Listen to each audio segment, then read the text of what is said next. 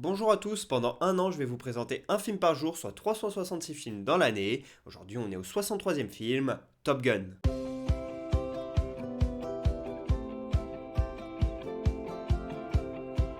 Top Gun est un film sorti en 1986 réalisé par Tony Scott. C'est l'histoire d'un pilote d'avion de chasse qui est joué par Tom Cruise qui va aller en stage pour se perfectionner et lors de ce stage il va mener une grosse concurrence avec Iceman qui est joué par Val Kilmer. Donc c'est toutes ces histoires là que l'on suit dans ce film. Grâce à ce film, Tom Cruise a devenu une star mondiale connue de tous. Certes il avait déjà joué pour Coppola dans Outsiders et pour Ridley Scott, le frère de Tony Scott dans Legend, mais là avec Top Gun ça devient une légende du cinéma justement. Après, il a complété sa carrière avec des rôles bien différents les uns des autres, de Rain Man à Mission Impossible en passant par Vanilla Sky et Eyes Wide Shut. Il a une carrière et une filmographie très complète, c'est un acteur que j'aime beaucoup. Et le réalisateur de ce film, Tony Scott, il a aussi, grâce à Top Gun, accédé à la notoriété. Ensuite, il a fait d'autres très bons films comme USS Alabama, Man on Fire, L'attaque du métro 123 ou encore True Romance. Il a une très belle carrière très complète, même si elle est moins belle que celle de Ridley Scott, son frère qui est encore plus connu. Et malheureusement, Tony Scott, eh bien, il s'est donné la mort en 2012 parce qu'il avait appris qu'il avait une maladie très grave et qui était incurable. Bien sûr, vous connaissez tous Top Gun, qui a été un phénomène quand il est sorti et qui est un film générationnel dont mes parents m'ont parlé pendant des années.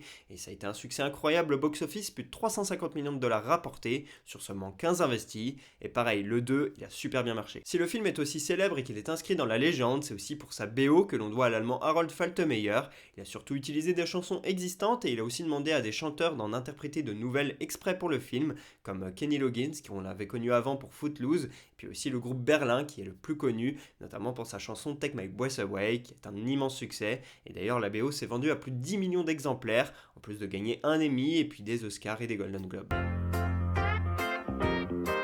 Si je vous parle de ce film aujourd'hui, c'est parce que le 3 mars 1969, il y a 55 ans jour pour jour, le tout premier stage Top Gun a été organisé. Il permettait notamment aux pilotes d'avion de chasse de se perfectionner comme dans le film pour avoir de nouvelles compétences et être meilleurs. Et si cette idée elle a eu lieu aux États-Unis, c'est parce qu'ils étaient en train de s'enliser dans la guerre du Vietnam, qu'ils n'arrivaient pas à dominer les combats aériens. Le nom de l'école dans laquelle se faisaient les stages, c'était Top Gun, et ce nom, ça, on peut le traduire en français par coup de canon. C'était surtout utilisé au Far West quand il y avait un duel entre deux hommes et qu'ils devaient donc tirer un Top Gun pour tuer l'autre. Et donc, eh bien, c'est quelque chose qui a été repris notamment dans l'aviation, puisqu'on a souvent des duels entre deux avions et deux pilotes, et que l'un doit prendre le dessus sur l'autre.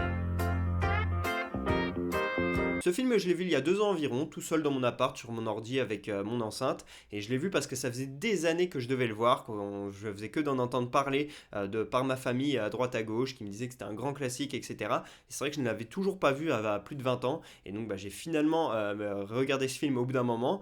Je sais pas, j'avais l'impression que j'allais pas vraiment l'aimer, que ça allait être un vieux film, que ça allait être à l'eau de rose, etc. Je sais pas, j'avais un mauvais a priori sur ce film dont tout le monde parlait. Du coup, chaque fois je repoussais, ouais, je le verrai, je le verrai. Puis je me suis dit, bon, il est dispo sur MyCanal en ce moment, il faut que je le voie. Et je l'ai vu, en fait, c'était excellent. Et donc, du coup, je me demande pourquoi j'ai attendu autant de temps pour le regarder. Je mets un 19 sur 20 à ce film. Si je ne mets pas 20, c'est parce qu'il me manque quelque chose un petit peu dans le scénario. C'est un peu trop rectiligne pour moi. Il m'a manqué un ou deux trucs, un petit happening, quelque chose qu'on n'attendait pas forcément. Et voilà, c'est ça qui fait que je mets que 19 entre guillemets. Par contre, Tom Cruise, il est beaucoup trop stylé dans ce film. Il a trop de flow, il est trop charismatique. Ça va, c'est super bien. Ça, c'est vraiment un gros point positif de ce film. Et puis, il est super fort. Voilà, c'est un des meilleurs pilotes de chasse. Donc, c'est vraiment trop stylé de voir ça. Et puis, j'aime beaucoup sa concurrence avec Iceman, qui est vraiment marrante à suivre, un peu comme dans un film de bande, un peu à la Footloose ou je ne sais quoi. Et bien là, c'est un petit peu le cas, mais on est au milieu d'avions de chasse, donc c'est très stylé. Puis j'aime beaucoup la relation qu'il a aussi avec Meg Ryan, etc. Donc c'est vraiment très cool, on a de l'attachement pour lui. Bref, c'est un super film, un exceptionnel 19 sur 20 pour moi.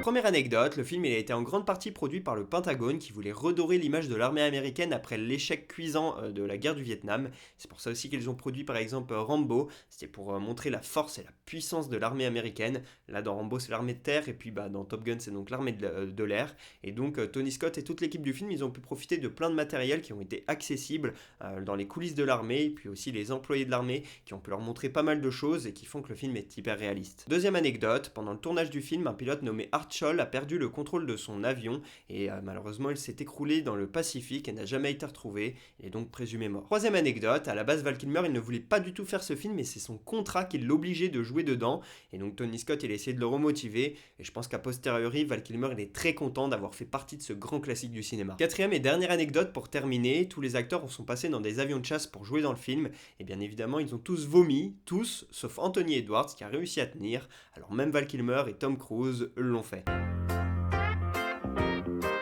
Voilà pour ce 63e épisode d'Un jour un film, j'espère que je vous aurai donné envie de regarder Top Gun. Pour ma part je vous dis à demain pour parler du 64e film de l'année, et pour que vous sachiez de quel film on va parler, un petit indice, Omar, dites-moi en commentaire sur quel film on va parler, à demain.